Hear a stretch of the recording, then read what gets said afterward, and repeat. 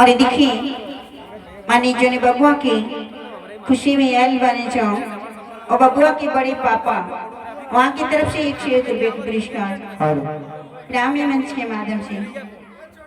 Hello, ये देखिए बड़ा सुंदर पुरस्कार आप भैया बिहार के धरती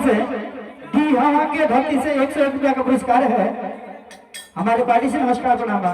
अच्छा जी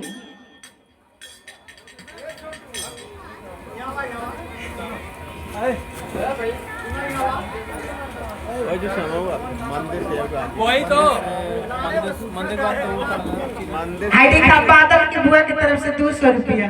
अच्छा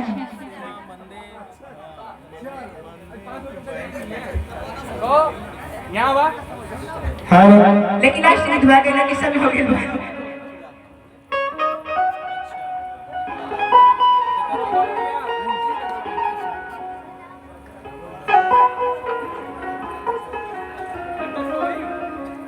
लेकिन कहना बा लास्ट में दुआ के समय हो गए हो जाइए आपो के होई आपे खाती आई बानी जा।